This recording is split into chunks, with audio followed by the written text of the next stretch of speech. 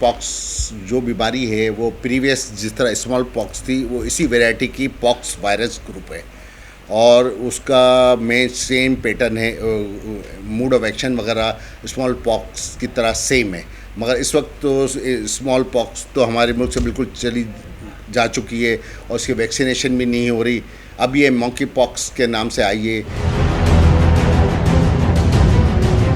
ये ख़ास तौर पर एनिमल से ट्रांसफ़र होती है। एनिमल से जैसे रेट है, माइस है, स्क्वायरल है, उनसे ये बीमारी ट्रांसफ़र होती है या इनके सीरम में होती है, वो जानवरों के सीरम में होती है या बालों में होती है या इनका जो गोश्त खाते हैं उनकी वजह से वो इंसानों में ट्रांसफ़र होती है। बाकी वो और किसी वजह से ट्रांसफ़र नहीं होती और इंसानों से इंसानों में लगने के भी चांसेस इसके बहुत कम है, मगर लग सकती है। मगर ये इसको रोकने का मेन तरीका है कि ख़ास तौर पर ये रेट, माइस, स्क्वायरल वगैरह इनसे कांटेक्ट में जो रहता है, तो इनके बालों की वजह से, इनके सीरम की वजह से, इनके गोश्त खाने की वजह से ये बीमारी ट्रांसफ़र होती है।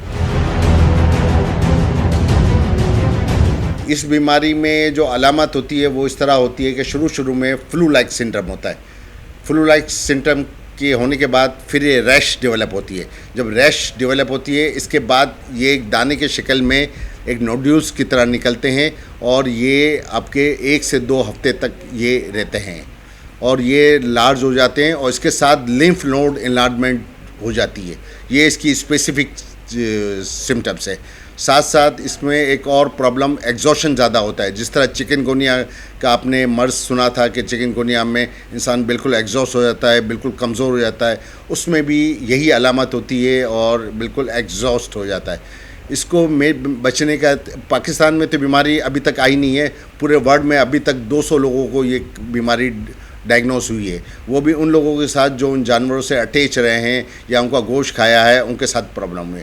फ़िलहाल पाकिस्तान में कोई ऐसा केस रिपोर्ट नहीं हुआ और कराची में ऐसे जानवरों के साथ अटैचमेंट भी लोगों का बहुत कम है, इसलिए चांसेस तो बहुत कम है, मगर फिर भी एहतियात ज़रूरी है।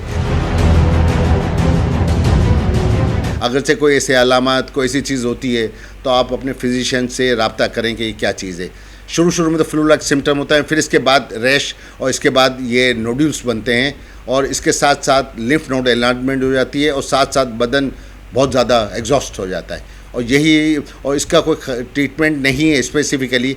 इसमें यह है कि वैसे बॉडी इम्यूनिटी को थोड़ी सी आपके इम्यूनिटी को मजबूत करते हैं और सिम्टोमेटिकली जो ट्रीटमेंट देते हैं वही देते हैं। बाकी इसका कोई स्पेसिफिक ट्रीटमेंट आया नहीं है इसमें।